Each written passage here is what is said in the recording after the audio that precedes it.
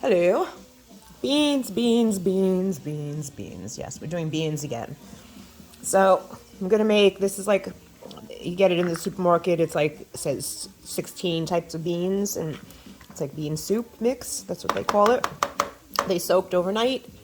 It does have a lot of different beans, and I think even some barley in there. In this pot, I have some chunks of garlic and some shallots chopped up, and I've got some carrots and celery. I might throw some mushrooms and spinach in later, or just some spinach. Depends on what time my misfit comes. Obviously, you could put in any kind of vegetables you want. I'm going to put the carrots and celery in a couple of minutes. Turn this up a little bit. And this is the ham bone from the ham that I made for Thanksgiving. And so this baby's going in the pot. And it's going to give all kinds of flavor to this soup. Yes, did I say it was going to be bean and ham soup? It is bean and ham soup this time. Okay, so got the beans, got that. That's going in next. And I'm going to just like let that cook a second and wait, hold. Okay, so I put the celery and carrots in and put a little salt and pepper just to season those. I believe in layering your seasonings in your food. And so I just let that cook for like a couple of minutes. It's not translucent or anything yet. It's just tiny bit softened from what it was.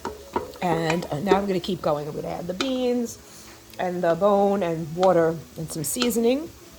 So I'll be right back. Okay, so I put, put everything in the pot.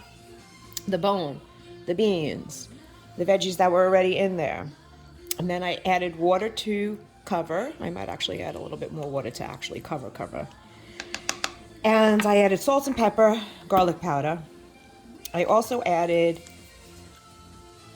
this seasoning pack that came with the beans, which is a ham flavoring, I think, but it's vegan, surprisingly. Well, it's not surprising, actually. And I also put in some chicken flavoring and beef flavoring, bouillon, because obviously this soup has got meat in it just from the ham.